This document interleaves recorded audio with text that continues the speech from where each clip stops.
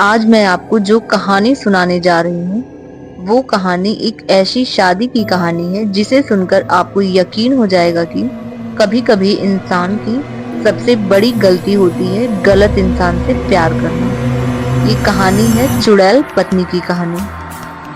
अरविंद एक शांत संकोची लड़का था।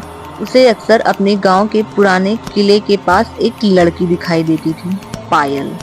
सफेद सलवार, लंबी चोटी, चेहरा बिल्कुल शांत और उसकी आवाज इतनी मीठी कि अरविंद पहली ही मुलाकात में उसके प्यार में पड़ गया। धीरे धीरे दोनों रोज मिलने लगे। अरविंद को पायल के बारे में एक चीज हमेशा अजीब लगी। वो केवल शाम के बाद ही मिलती थी और कभी भी गांव के बीच में नहीं जाती। एक दिन पायल ने कहा, अगर तुम मुझसे सच में प्यार करते हो तो मुझसे शादी कर लो, लेकिन शादी आज ही करनी होगी। आधी रात के बाद मैं गायब हो जाऊंगी। अरविंद प्यार में अंधा था।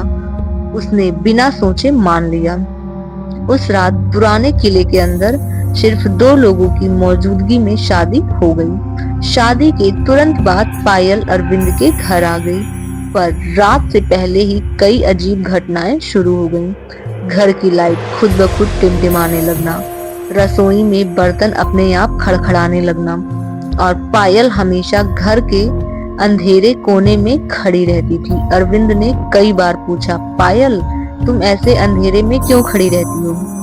पायल बस मुस्कुरा देती, अंधेरा मेरा असली घर है। एक रात अरविंद की नींद खुली। उसने देखा पायल बिस्तर पर नहीं थी। वो पानी पीने उठा, रसोई की तरफ गया।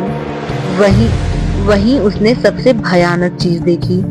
पायल जमीन पर बैठकर कच्चा मांस खा रही थी। उसके बाल खुले हुए, हवा में उड़ते हुए, होंठ लाल और आंखें पूरी तरह काली। अरविंद के हाथ से गिलास गिर गया। पायल धीरे धीरे पलटी, फिर मुस्कुराई। क्या हुआ पतिदेव, डर गए? अरविंद कांप गया। पायल उठकर बोली, मैंने तुम्हें पहले ही कहा था, आधी रात के बाद मैं बदल जाती हूँ, फिर भी तुमने शादी की। अगले दिन अरविंद भागकर गांव के पुजारी के पास गया। पुजारी ने नाम सुनते ही कहा, पायल वो 15 साल पहले मर चुकी है। उसकी आत्मा किले में भटकती है और जो भी लड़का उससे शादी करता है वो जिंदा नहीं बचता। अरविंद के पैरों तले जमीन खिसक गई। पुजारी ने कहा, आज रात तुम्हारी जिंदगी की आखिरी रात हो सकती है।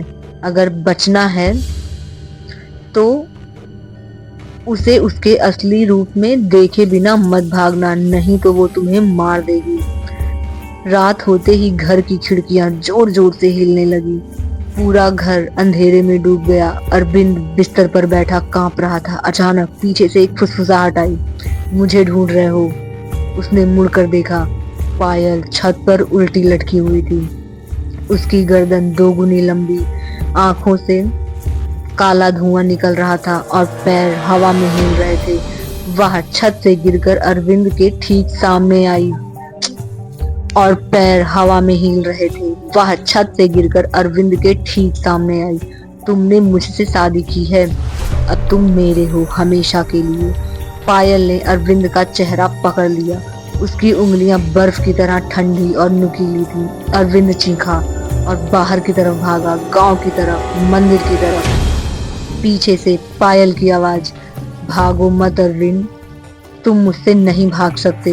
वो चारों हाथ पैरों पर इंसान से 10 गुना तेज रफ्तार से दौड़ रही थी। अरविंद जैसे तैसे मंदिर पहुंचा। पायल भी मंदिर के दरवाजे तक पहुंच गई, लेकिन अंदर नहीं आ सकी।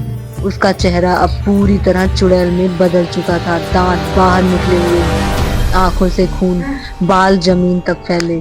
वो चीखती रही, तुम मेरे पति हो, बाहर आओ, मुझे अपनाओ। पुजारी ने मंत्र पढ़ना शुरू किया। मंदिर की घंटियां अपने आप बजने लगी और पायल जमीन पर तड़पने लगी। नहीं अरविंद, तुमने मुझे धोखा दिया। कुछ ही मिनटों में उसका पूरा शरीर काले धुएं में बदल गया और वह गायब हो गई। अरविंद बच तो गया, लेकिन आज भी वो रात में अकेले नहीं सो पाता है, क्योंकि कभी कभी आधी रात को उसे लगता है कोई उसके कान में फुसफुसा रहा है, पतिदेव मैं वापस आऊंगी। और गांव के पास